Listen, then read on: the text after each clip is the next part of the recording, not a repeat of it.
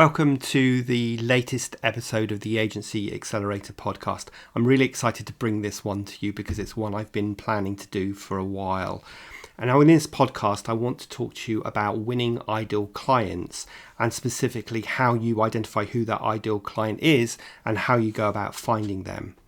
Now, the reason for recording this episode is because I spend a lot of time talking to clients about this and generally in my marketplace. And I talk a lot about the consequences of not targeting your ideal client and what happens when we invest a lot of time with those less than perfect clients. So it seems to me that a good starting point for this podcast is to outline what happens when we do that. Now, I could have renamed this episode How to Find the Best Coffee Shops in Your Local Town.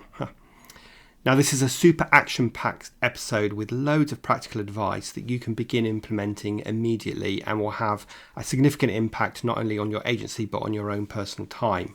So grab a pen and paper and let's get on with the show.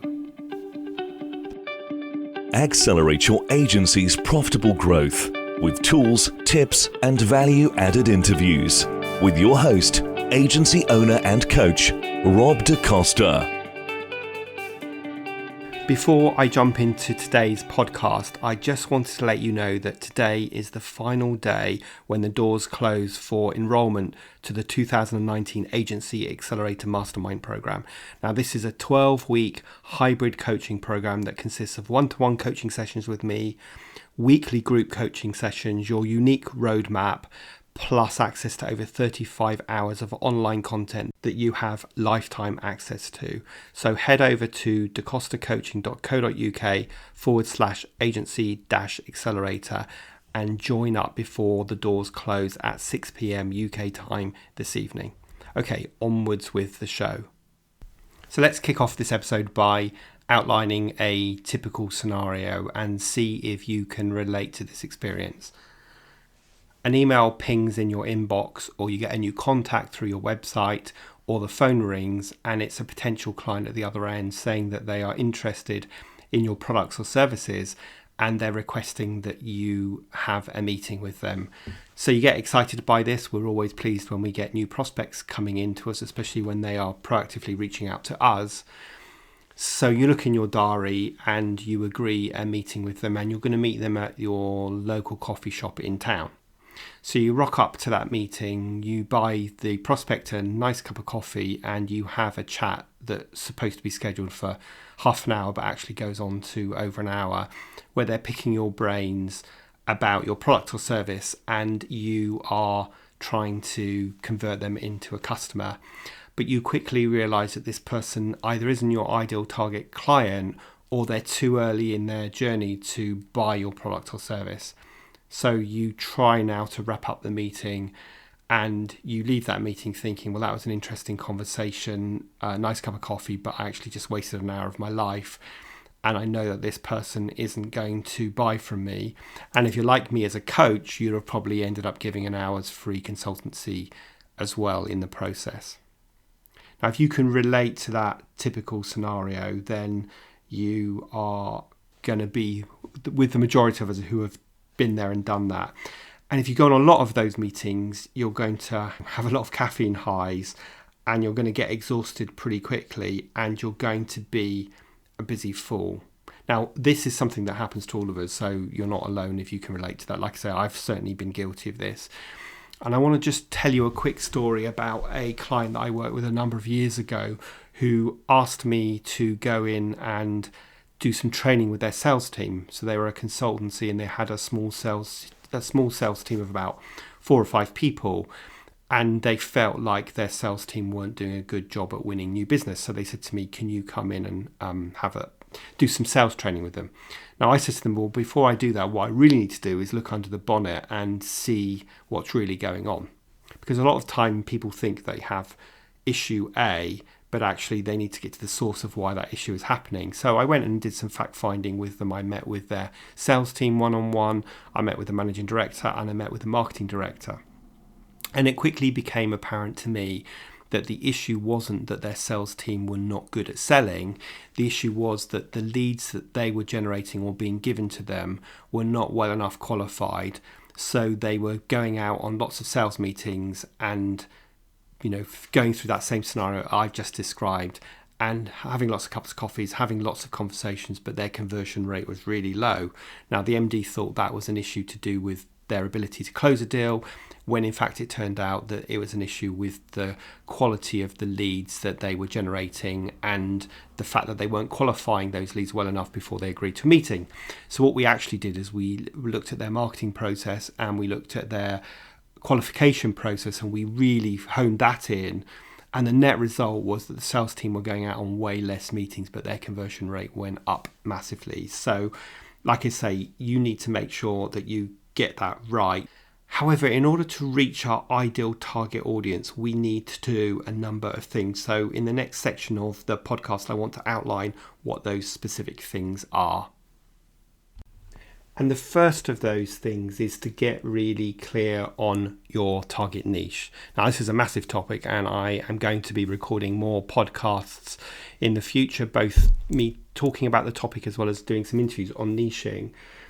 But for now, the key message is that you need to make sure you're clear about your niche and that you're not trying to be a generalist, i.e. you're not trying to please everybody that could buy your product, but you're trying to identify your ideal target audience who have the pain that your product or service can solve.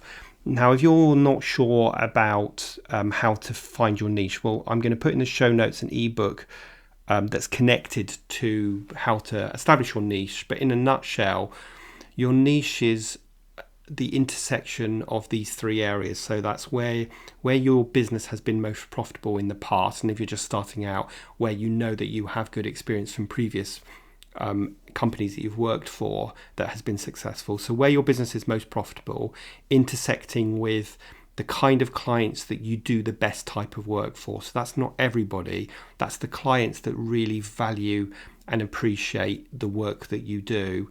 And the third intersection is the area that where you have the most passion, where you really enjoy working. So if you can identify the intersection between most profitable, the best results, and where you most enjoy working, that is going to tell you your niche. Now, you can establish your niche by looking at either geography, so the region you work in, the sector that you want to specialize in, the deliverable that you deliver, or the problem that you solve for your clients. So think about how to cut your niche one of those four ways. As I said, in the show notes, there'll be a link to an ebook you can download that talks all about niching and gives you a step-by-step guide on how to establish your niche. Okay, so that's the niching part covered in a nutshell. Once you've established your niche, the next thing you need to do is to know the intimate details of your ideal target customer. And in order to do that, you need to define your customer personas, your customer avatars, or your IDC, your ideal target customer.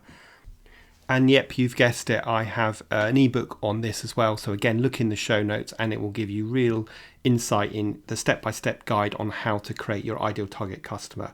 But the kind of things you want to ask is, what's their demographic information? What is their job, their level of seniority? What does a day in their life look like? What are their pain points that your product or service can solve? Where do they go for information? So they look on social media, online, on printed media, and so on. And what experiences are they looking for when they're shopping for your product or service? And lastly, what are the common objections that they might have to buying your product or service? The whole point of the customer persona is that you take an abstract concept, i.e. this fictitious concept of a customer, and you give it some physicality. So you probably will end up actually giving them a name. And I know this sounds silly, but it is super helpful. And if you've got clarity on your niche, then the next logical step is to define your ideal target customer. Okay, so now we have some clarity on our target niche. We've defined our ideal target customer. The next thing we need to focus on when we're trying to win business is the low-hanging fruit, the easiest wins. So I say to my client, think about your marketplace as a fruit tree that you're standing underneath. Now, are you trying to target those clients that sit right at the top of the fruit tree? Now, there might be some really juicy fruit up there, but it's really hard to get to. Meanwhile, you're treading on all of the fruit that's actually fallen off the tree because it's ripe. Well, that's completely the wrong way to do it, and it's super hard to win business that way. So what you really want to be doing is looking down instead of up and looking at the fruit that's already laying on the ground under your fruit tree, because that is the easiest client prospect to win. Now we need to think about the sales process. So this is the sales funnel that I'm sure you're familiar with, and this concept of know, like, trust. So if you think of the funnel, the top purpose of the top of the funnel is to get your target audience to know you. The purpose of the middle of the funnel is to get them to like you. And then the bottom part of the funnel is to get them to trust you, because no one will buy anything, your service, my service, or a bottle of water, unless they know, like, and trust that brand and that product. So you need to now think about what your sales funnel looks like. Now, in my experience, most people fall down in the middle of the sales funnel. This is the part of the sales funnel where you're trying to get people to like you and trust you. You're trying to build empathy with that audience. And this is the point where people normally agree to a meeting. Whereas if you agree to a meeting at that stage, but the prospect isn't well enough qualified, then you're going to waste your time. So what I want to introduce you to this concept of, which you may well know about, but you can certainly go and Google it, is that middle piece of your sales and marketing strategy where you're building like and trust. You need to use some education-based marketing tools. So let me explain that a little bit more to you, and I'm going to start explaining it by sharing a real example with you. So in my early days of coaching, I broke all the rules that I've been describing. I would get an inquiry or someone would agree to a meeting, and I would just run off to that meeting being really excited. And I find myself having a conversation where I was trying to convince people that coaching was the right thing for them to do. So let me give you an example. I met with an HR manager of a large PR company once, and she said to me that they had a limited amount of budget allocated to training and coaching, but she wanted me to try and sell to her the idea of why she should spend her money on coaching rather than on training. So I sat there trying to convince her whether I did a good job or not. I don't really know, and it doesn't really matter, because if I did get her thinking more about coaching, she would probably then go off and research it a bit more, and she'd probably end up buying coaching from somebody else. I don't quite know the psychology of that, but trust me, when you are the educator to somebody, they often go and buy from somebody else in the end. So using education-based marketing should not use your time. That is a really, really key message. Let me say it again. Education-based marketing should not involve using your time. And this is a conversation that I have a lot with clients, so I want to make sure that you get this right. So what do you need? Well, in that case, I could have produced a piece of content on my website which said 10 reasons why you should invest your limited budget in coaching rather than training. And then when I'd better qualified that HR manager earlier on in the process on the phone or via email, I could have sent her that guide and said, have a read of this, and if coaching still sounds like something that you think would really work for you and your team, then get back in touch and let's have a chat.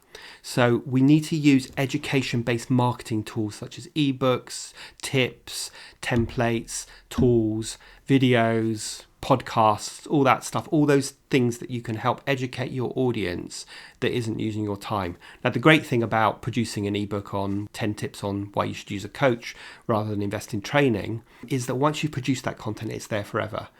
So we need to use the middle of the sales funnel, that's the like and trust part, by producing some education-based content to help educate your audience to further qualify them down the funnel. Now, in doing that, you're also demonstrating to your audience that you're credible. So you're building empathy and trust with them as well. So really crucial. My message here is don't spend your time, which is really precious and limited, going out and educating your marketplace in those one-to-one meetings. Use tools such as ebooks and videos and podcasts to do that. Now, of course, you could also do things like present at workshops, which is another great way of building empathy and trust with your audience whilst at the same time educating.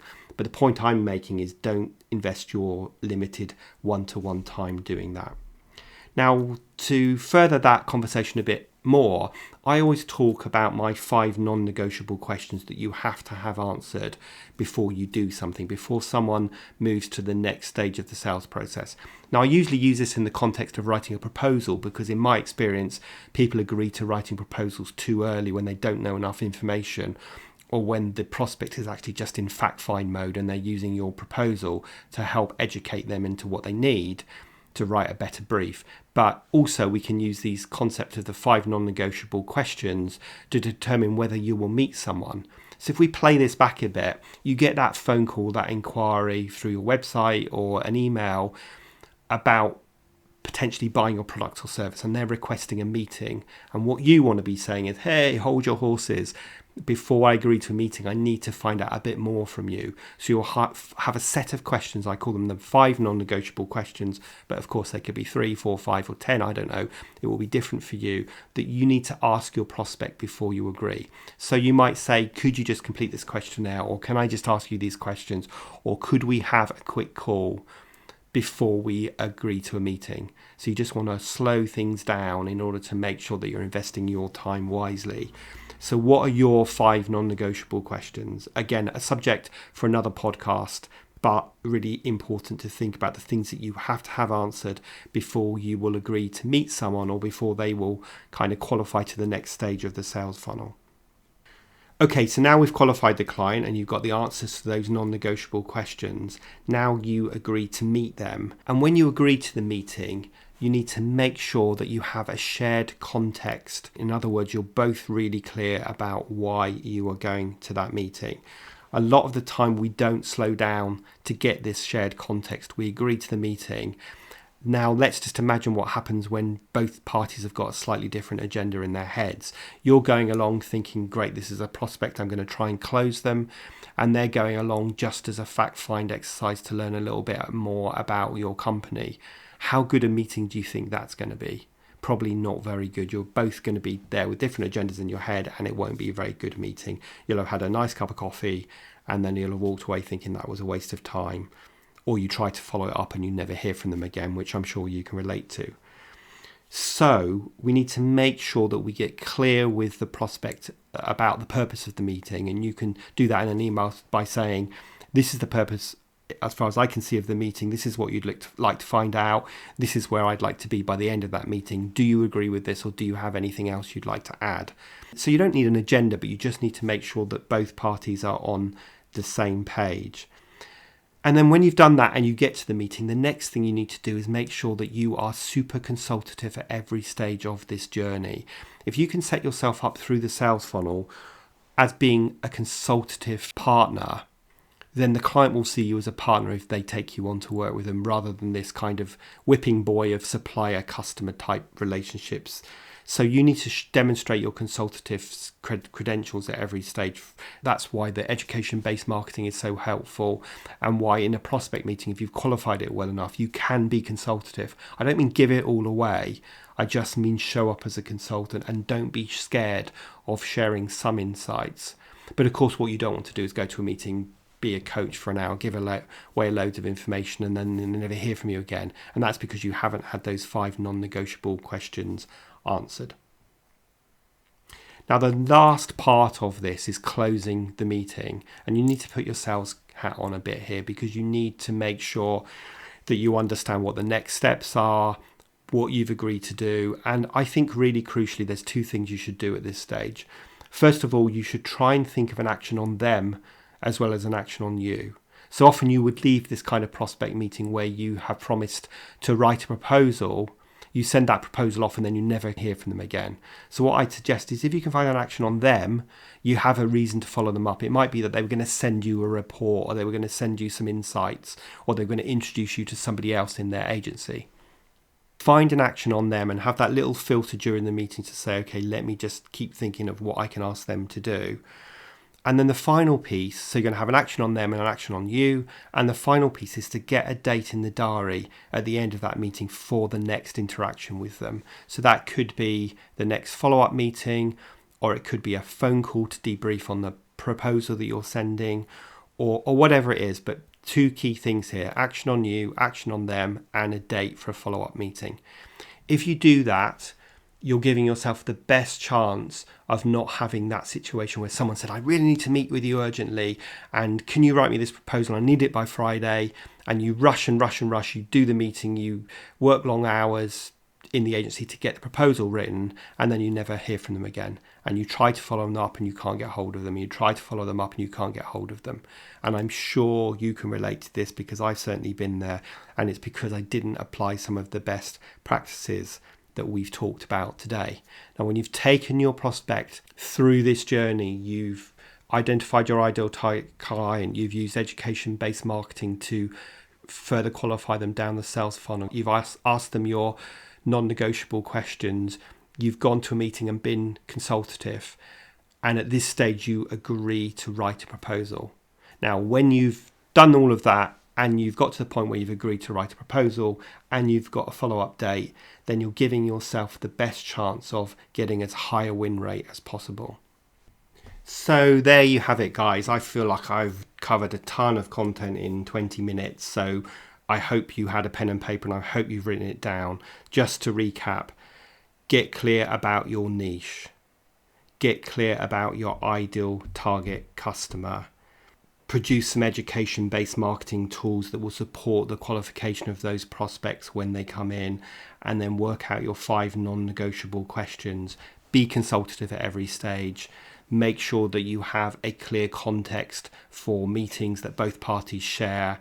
And when you go to those prospect meetings, make sure you leave with an action on them, an action on you, and a date for the follow-up. And only agree to write a proposal if you feel you can genuinely help them. The thing is, it takes so much time to write pitches and proposals that if we go about it half-heartedly because we know deep down that this isn't an ideal target customer from us, then guess what, guys? You're not going to win that piece of business. It'd be much better off saying, no, I don't think we're a good fit, so that you invest your limited time and energy in those ideal target customers where you know you could do a fantastic job for them, and you write a great proposal that reflects that. Apply all of these best practices and you're going to be well on your way to identifying ideal target customers, winning them, and not feeling that you'll run ragged going from one cup of coffee to the next. Now, I've covered a ton of depth in today's podcast, and I want to make sure that you get the accompanying workbooks that I've mentioned that will be listed in the show notes. That is a workbook on identifying your niche and a workbook on defining your customer avatars or personas or your ideal target customer. Use both of those tools and those resources to support you in the development of that, and that will help you well on your way to winning those ideal target customers that become loyal clients with you for the long term. I hope you found today's podcast really useful. I am aiming to provide honest, practical tips that I know work because I've used them myself and used them with my clients. So if you have found today's podcast useful, please leave a review, and of course make sure you hit the subscribe button so that you are alerted every time a new episode comes out. Until we get together on the next podcast, I hope you have a fantastic week.